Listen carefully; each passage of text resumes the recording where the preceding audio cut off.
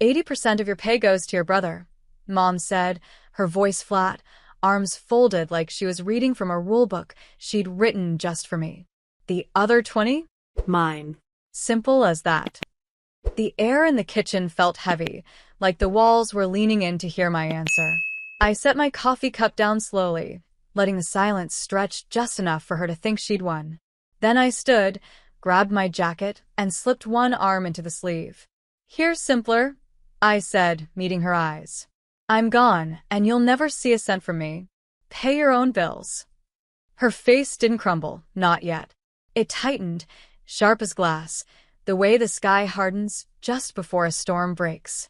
Behind her, my brother shifted in his chair, avoiding my gaze like a kid who'd been handed stolen candy. I didn't pack much, just the bag I'd left by the door weeks ago, in case this moment came. I'd known it would. Outside, the winter air bit my cheeks. The sound of my boots on the driveway was the only goodbye I gave them. By the time I reached my car, I could hear Mom's voice again, muffled now, the tone already shifting from command to panic. I didn't turn around. If there's one thing I've learned, it's that some people only understand silence when it's paired with absence. What happens when the hands that always took from you suddenly have nothing left to hold? I didn't answer her calls that night, or the next. The missed calls stacked in my notifications like bricks, each one another reminder that her control had cracks now. I'd driven 3 towns over before the adrenaline even faded. The motel I checked into smelled like bleach and burnt coffee, but it was mine. The key in my hand felt heavier than the one to my old room ever had. The first few days were quiet, almost too quiet. No footsteps outside my door. No shouted instructions from the kitchen. No reminder that my paycheck didn't really belong to me. But quiet has a way of turning into clarity. And in that clarity, I started doing math. 80% of my income, gone every month for over a year. Thousands siphoned without a single thank you. All under the banner of family duty. I had enough saved to survive, but I wanted more than survival now. I wanted independence, so loud they'd hear it from miles away. I picked up extra shifts at work, found a roommate who actually paid her half on time, opened a separate bank account Mom couldn't touch, one she'd never even know existed. Weeks passed. Then one morning, my phone buzzed with a message that was different from the rest. The electricity's been shut off. Can you send money? Just for now. I stared at it for a long time, remembering every time she told me I owed them, every time my own needs had been called selfish. Instead of replying, I took a screenshot, saved it in a folder I'd titled Receipts, and went back to work. Because I had a feeling this was only the beginning, and when the end came, I wanted to have every word, every plea documented. Sometimes the best revenge isn't cutting someone off all at once. It's letting them feel, drip by drip, what life is like without you. 2 weeks later, the calls turned into voicemails. First, Mom's voice was sharp, ordering me to stop acting childish. Then, it softened into pleading. By the 4th message, she was crying not because she missed me but because the water had been shut off, too. I listened to each one once, saved them, and never called back. Every time my phone lit up with her name, it was like a little reminder that her grip on me had finally slipped. I'd built a new routine. Work, home, peace. No guilt hanging in the air. No one tallying up what I owed. The money I kept for myself wasn't just numbers in an account. It was proof I could stand on my own. Then my brother called. I almost didn't answer, but curiosity got the better of me. His voice was quieter than I'd ever heard it. "They're talking about selling the house," he said. "It's bad, Marissa. She thought you'd step in. You always did before." That last part made me smile, not in joy, but in recognition. Yes, I always had. And that's why they believed I always would. I didn't tell him I'd already checked public records. That I knew the mortgage was behind. That the bank had already filed the first notice. Instead, I said, "I'm sorry you're going through that," and let the silence hang. He waited for me to offer something, money, advice, anything. I offered nothing. When we hung up, I sat there for a long time, the hum of my fridge filling the room. It wasn't satisfaction I felt. It was something quieter. A sense that, For the first time, they were living in the reality they'd created. And I knew this was only going to get worse for them. The next letter didn't come to my phone, it came to my mailbox. Plain white envelope. My mother's handwriting. No return address, but I didn't need one. Inside was a single sheet of paper. No, dear Marissa. No, love, Mom. Just, we're losing the house. I know you're angry, but this is your family. We need $19,400 to catch up. We'll pay you back. I read it twice, then folded it neatly and slid it into the same folder as the screenshots and voicemails. Receipts. Every last one. They thought numbers on paper might move me, that the weight of their need would finally drag me back in. But the truth was, I'd already decided what my answer would be months ago, standing in that kitchen when she claimed my paycheck like it was her birthright. Still, I couldn't ignore the idea forming in my head. If the house was going to be sold, someone would buy it. And if that someone was me, well, I could make sure they never saw the inside of it again. I didn't rush. I started researching. Foreclosure timelines, auction dates, bidding rules. Every detail that would make it possible to turn their power grab into my quiet victory. At work, I picked up overtime. Not because I needed the money immediately, but because I liked the thought of paying for this move entirely on my own, without touching a dime they'd ever had access to. By the end of the week, I had a plan. Not to save them. Not to bail them out. But to make sure the ending to this story belonged to me. I tucked the letter back into its envelope, sealed it with tape, and wrote one word on the front in black marker. Noted. Then I placed it at the bottom of my desk drawer, where it would stay until the day I'd need to remember exactly why I did what came next. The auction date was set for a Wednesday morning. Public. No sentimental speeches. Just numbers, paddles, and signatures. I arrived early, hair tucked into a low bun, dressed in a plain blazer that made me look like just another quiet bidder. Nobody glanced twice. When the property list flashed on the screen, my eyes locked on the address I knew by heart. The house where I'd poured my income into someone else's comfort. The kitchen where they'd told me, without flinching, that my work, my time, my money belonged to them. The bidding started low. I kept my hand still at first, letting others jump in, watching the price climb. When it hit a number that made half the room hesitate, I raised my paddle. One bid. The room shifted. A man across from me countered. I didn't blink.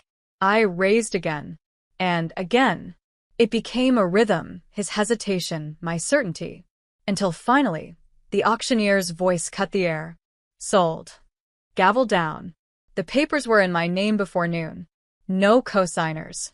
No shared ownership. No loopholes that could ever put it back in their hands. I walked out into the sunlight, holding the folder, like it was the deed to my own freedom. Because it was. That night, I drove past the house. Lights on in the living room. Shadows moving behind the curtains. They had no idea yet, but they would. And when they did, I wasn't going to gloat. I wasn't going to yell. I was simply going to hand them the truth, the same way they once handed me my bags. It happened 3 days later. I was sipping coffee at my kitchen table when my phone buzzed, not with a call, but with a photo from an unknown number. It was the front door of the house. A bright red notice taped across it. Change of ownership. Vacate by month's end. Before I could even type a reply, Mom's name lit up my screen. I let it ring once, twice, then answered. "It's you," she said, no question in her voice, just accusation. "Yes," I replied calm. Her words tumbled over each other. "You can't do this, Marissa. We're your family. We took care of you." I almost laughed. "You took from me," I said. "There's a difference." Silence. Then the sound of her breathing, heavy and uneven. "What do you want?" she finally asked. It was the same question I'd asked myself in the weeks leading up to this. And the answer had never been money. It was this moment. The shift. Her realizing she no longer held anything over me. "I want you out," I said simply. End of the month. After that, the locks change. I could hear her choke back something, anger or tears, I couldn't tell. "You'll regret this," she said. But I knew better. Regret was waking up every day in that house, Working hours I'd never get back, just to hand my life over to people who saw me as a resource instead of a person. This was release. When I hung up, I saved the call recording to my receipts folder. Because one day, I might want to remember exactly how freedom sounded. The final week came faster than I expected. Every time I drove past the house, there were more boxes stacked on the porch, more furniture leaning against the rail. They were packing in silence now, no yelling, no music, no signs of the family that once filled every corner. On Thursday evening, I parked across the street and just watched.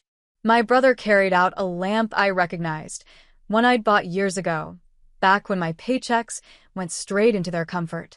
My sister shut the trunk of her car with a sharp slam, refusing to look in my direction.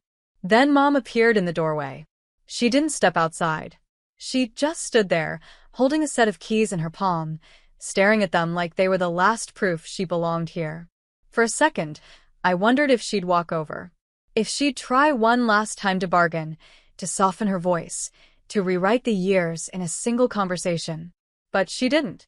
She just turned, disappeared inside, and came back with another box. By Friday night, the place was nearly empty. I walked through the front gate under the fading light, the crunch of gravel under my shoes loud in the stillness.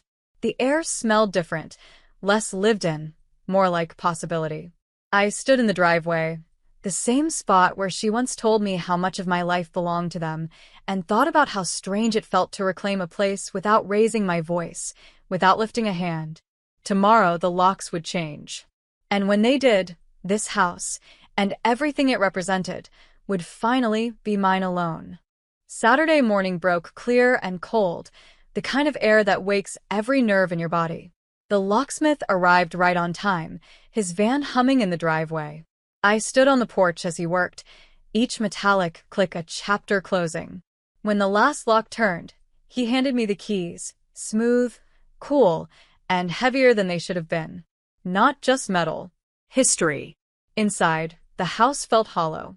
The echoes were different now, not heavy with arguments or demands, but light, almost clean. I walked through each room, letting my hand skim over the walls.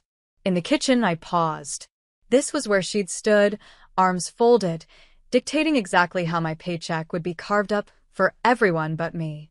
Now, there was no one here to claim my work, my time, my life. On the counter, I placed a single envelope. Inside was a copy of the deed, my name in bold, black ink. On the front of the envelope, I wrote one line. "The bills are yours now." No signature. No explanation. I stepped outside, locked the door behind me, and let the keys rest in my palm for just a second longer before sliding them into my pocket. The sun was warm on my face as I walked down the driveway, the same driveway where I'd once left with nothing. Only this time, I wasn't leaving. I was arriving at a life that was finally, entirely mine. This story is a reminder that sometimes the most powerful revenge is simply taking back control of your own life. When people believe your time, money, and energy belong to them, walking away can feel impossible, but it's the first step to freedom. Marissa didn't scream, beg, or try to prove her worth. She removed herself from the cycle, built her independence in silence, and let those who took from her feel the weight of their own choices. Buying the house wasn't about possession, it was about turning the very place they used to control her into a symbol of her independence. It showed that revenge doesn't have to be loud or cruel. It can be quiet, legal, and absolute. In the end, she didn't need their approval or even their understanding. She needed her life back, and she claimed it. If you've ever been used, underestimated, or told you owe someone who only takes from you, remember, your boundaries are not selfish. Your success doesn't need their permission. And sometimes, the most poetic justice is standing exactly where they once told you you didn't belong and staying there on your own terms.